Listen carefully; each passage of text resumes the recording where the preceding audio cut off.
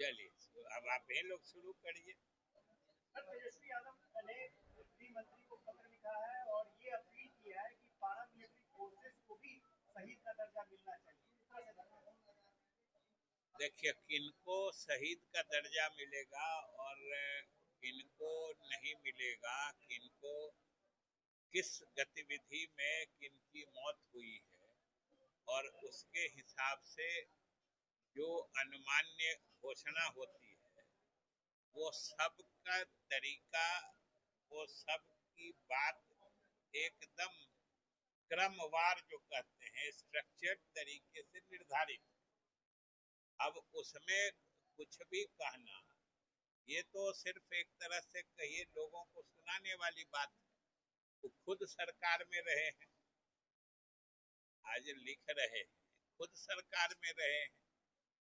शहीद हमेशा कोई देश के जंग में मारा जाता है या फिर कोई सरकारी ड्यूटी में भी मारा जाता है, तो उसको भी सरकार पूरे अच्छे तरीके से देती है।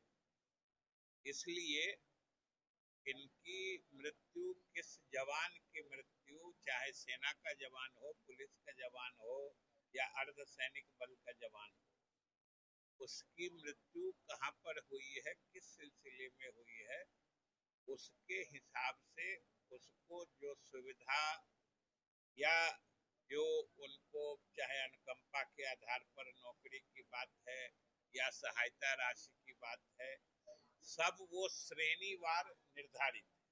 इसलिए इसमें कुछ कहने का या तो कोई मतलब नहीं है, तो लोग एक आम लोगों को सुनाने के लिए सर, जिस तरीके से एनएमसीएच में लगातार बड़ी लापरवाही सर एनएमसीएच में देखने को मिल रही है कि एक दिव्यांग युवक का सर पैर जो है चूहा के द्वारा कुतर दिया गया लगातार। नहीं, उसको तो कार्रवाई हो रही है, सर, कार्रवाई हो रही कुतरने वाली भी मामला सामने आई थी, अभी तक क्या उस पर भी कार्रवाई नहीं हुई है। क्या एनएमसीएच में एक बार और आग कुतरने की जो मामला था वो सामने आया नहीं था। नहीं, कार्रवाई तो होती है, तभी तो इस तरह की घटना हर समय हर बार नहीं होती है। अगर होती है तो कार्रवाई होती है।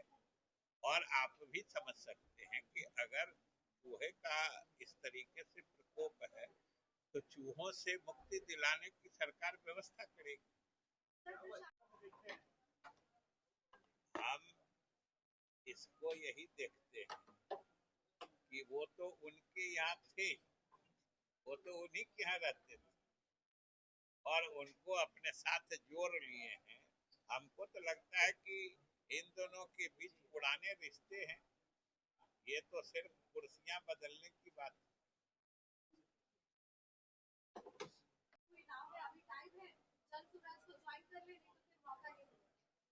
तो हम लोग तो इससे बेहतर कुछ उम्मीद भी नहीं करते।